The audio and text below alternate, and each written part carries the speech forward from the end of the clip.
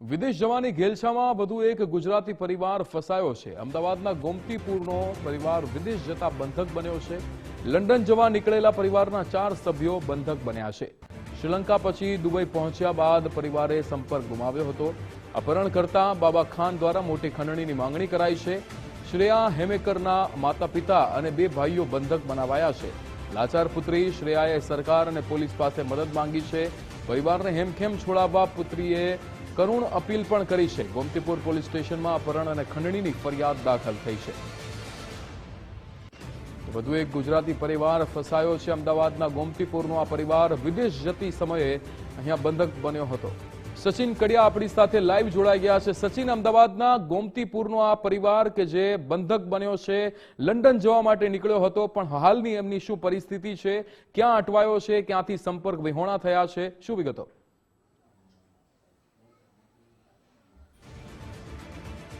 ચોક્કસથી વિક્રમ, વાત કરીએ તો વિદેશ જવાની ગેલછામાં ફરી એકવાર ગુજરાતી પરિવાર ફસાયો છે। ગોમતીપુર તિલક જે મેદાન છે ત્યાં એક સોસાયટી, એક વાસમાં આવેલું આ સોસાયટી છે। આ એક કહેવાય કે જે આ મકાન અને શેરી જોઈ રહ્યા છો તેનું આ મકાન છે ને આ મકાનમાં શ્રેયા બેન કરીને જે રહે છે તેમના માતા પિતા અને 2 ભાઈઓ વિદેશ જવા માટે 20 એપ્રિલે નીકળ્યા હતા અને ત્યારબાદ શ્રીલંકામાં સંપર્ક થયો હતો વિડીયો કોલ દ્વારા। ત્યારબાદ દુબઈ ગયા પછી સંપર્ક વિહોણા થયા હતા। શ્રેયાબેન છે આપણી પાસે। શ્રેયાબેન, શું ઘટના બની હતી અને શું માંગ છે? ઘટના એવી બની હતી કે એ લોકો 20 એપ્રિલ અહીંયાથી દિલ્હી માટે નીકળ્યા હતા, રિલેટિવને ત્યાં રોકાયા, પછી હોટલમાં સ્થળાંતર કરીને ત્યાંથી શ્રીલંકા ગયા। શ્રીલંકામાં મારી જો વિડીયો કોલમાં વાત કરી। શ્રીલંકા પર સમથિંગ કેટલા દિવસ રહે મને નહીં ખબર, થોડા કલાકો રહ્યા આરામ કરીને પછી દુબઈ નીકળ્યા। દુબઈમાં મને વોઇસ મેસેજમાં વાત થઈ કે અમે પહોંચી ગયા। એજન્ટ ફ્લાઇટ ટિકિટ ડિલે કરાવી રહ્યો હતો, અલગ કંપની હતી ત્યાંની પોલીસ એવું કહેતી હતી કે ફ્લાઇટ ટિકિટ છે ને અલગ કંપનીની છે, એટલે તમે એક કંપનીની કરાવો। એટલે પછી એને કમ્પ્લેન એ જ ટિકિટ કરાવી નતો આપતો તો મારા મમ્મી, મારા મોટા ભાઈએ મને વોઇસ મેસેજ મોકલ્યો કે તું એજન્ટ જોડે વાત કર, કેમ આવી રીતે અલગ અલગ રૂટથી લઈ જાય છે, કેમ એ ટિકિટનું ડિલે કરી રહ્યો છે। તો 5 વાગે મને એમણે રીતેશને મેં કોલ કર્યો હતો, કીધું 5 વાગે એમની એથોપિયાની ફ્લાઇટ છે। મેં આ વાતની જાણ મારા મમ્મી પપ્પા, મોટા ભાઈ અને નાના ભાઈને પપ્પાને કરી। પછી મારો કોઈ કોન્ટેક્ટ નથી, બર્ગર ખાધું, આ તેમ એવી રીતે નોર્મલી વાતો થઈ, બીજું કશું જ નહીં થયું।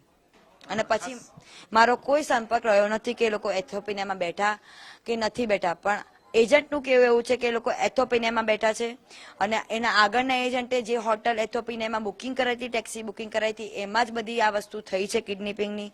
મારા ભાઈને કોઈ હોટલ મેનેજમેન્ટ કરતા આવડતું નથી, ના હોટલ બુકિંગ કરતા આવડે છે। ખાસ તમારી પાસે જે ખંડણી માંગવામાં આવી હતી, કોઈ કિડનેપરનો પણ ફોન આવ્યો તો કયો ફોન, જે કયો નંબર હતો તે, અને શું કિડનેપરનું નામ હતું? કોઈ છેલ્લી માહિતી અથવા તો કોઈ એક માહિતી એવી પણ આવી રહી છે કે તમારા ભાઈ પર હુમલો થયો છે અને તે અત્યારે નથી રહ્યા તેવી પણ વિગતો સામે આવી રહી છે, શું કહેશો? એવું છે કે એજન્ટનું કિડનેપરનું નામ ખાન બાબા છે અને એને મને 1 કરોડ 20 લાખની ખંડણી કરી રહ્યો છે। અને મારા મોટા ભાઈનો ફોટો તો એને મને જે ટાઈમે હું પોલીસ સ્ટેશન જોડે જતી હતી ત્યારે મને મોકલ્યો ને કે કેનિયાના જંગલમાં છે, કોઈ બાપ નહીં તને બચાવી શકે, તું કેટલા બી પોલીસવાળા ત્યારે તાકાત લગાવી લે। મેં એના છોકરા જોડે પણ પૈસા લીધા છે। માણસામાં બી આ બનાવ બનેલ છે એક ફેમિલી જોડે, એ લોકો બી કરોડો રૂપિયા આપીને 2025-10માં આવેલ છે, એને બી ખાન બાબાએ જ કિડનેપ કરેલા। અને મારો ભાઈ રહ્યો કે નથી રહ્યો એ વાતની મને જાણ નથી, ફોટો મેં આપેલ છે તમને, હવે છે કે નહીં મને વસ્તુની ખબર નથી। ઇન્ટરનેશનલ નંબર છે, ઓસ્ટ્રેલિયાનો નંબર છે। શું માંગ છે ખાસ હવે તમારો પરિવાર આવી રીતે જે માતા પિતા ભાઈ ફસાયેલા છે, હવે માંગ શું છે? પોલીસની કાર્યવાહી કઈ તરફ છે? પોલીસે શું કીધું? પોલીસની કાર્યવાહી હવે થઈ રહી છે સારી રીતે। જે ટાઈમ જે ત્યાં બનાવી લીધું ત્યાં લોકો એક્શન નતું લીધું, પણ એમએલએ સાહેબ શ્રીના લીધે મારી અરજી લેવાઈ છે અને મને બધો ફૂલ સપોર્ટ છે। કાલે મને પીઆઈ સાહેબ, ડીસીપી સાહેબ, મેડમ બધા મારા સંપર્કમાં સારી રીતે છે અને મને ફૂલ સપોર્ટ કરી રહ્યા છે। પોલીસનો મને સંપર્ક સારો છે અને મદદ પણ કરી રહી છે, કાર્યવાહી બી સારી રીતે કરી રહી છે। ચોક્કસથી તો સરકાર અને પોલીસ પાસે અપેક્ષાની જે છે તે રાહ જોઈ રહ્યા છે। શ્રેયાબેન, ગોમતીપુર વિસ્તારનો આ તિલક જે સોસાયટી છે તેનો આ પરિવાર છે ને લંડનમાં બંધક બનાવ્યો હતો ને 2 ભાઈ અને માતા પિતા જે છે તે અત્યારે હાલ બંધક છે। 1 કરોડ 20 લાખની માંગ કરવામાં આવી છે।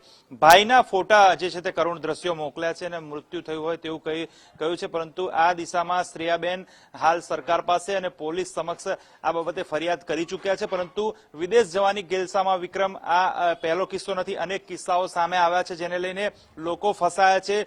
એજન્ટો એવા પસંદ કરવામાં આવે છે અથવા તો કંઈક ને કંઈક ખોટી રીતે અથવા તો કોઈ પણ જાતની પૂરતી માહિતી પૂરતું અભ્યાસ કર્યા વગર ખોટા એજન્ટો પસંદ કરવા અથવા તો વિદેશ જવાની ગિલછામાં ખોટા જે પૈસા વેડફીને લોકો જે છે તે આવા બંધક બને છે અથવા તો ક્યાંક ને ક્યાંક મુસીબતોનો શિકાર બને છે. વધુ એક પરિવાર, ગુજરાતી પરિવાર ફસાયો છે. ત્યારે પોલીસ હવે કઈ દિશામાં તપાસ કરે છે, સરકાર કઈ દિશામાં તપાસ કરે છે તે જોવું રહ્યું, પરંતુ હાલ તો ગુજરાતી પરિવાર ફરી એકવાર વિદેશ જવાની ગિલછામાં ફસાયો છે અને આ એક ખૂબ જ ગંભીર ઘટના છે. જી બિલકુલ સચિન, સમગ્ર માહિતી સાથે જોડાવા બદલ આપનો આભાર.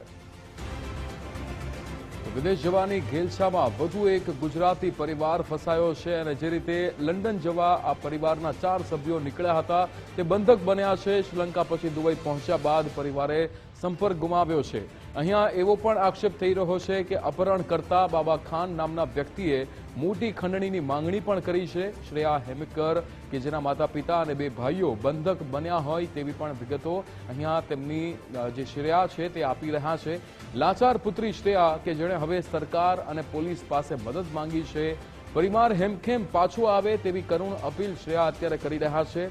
આ પુત્રી કે જે અહીંયા 2 ભાઈઓ સાથે પોતાના માતા પિતાને બંધક બનાવ્યા હોય તેવી વિગતો તેની સુધી પહોંચી રહી છે.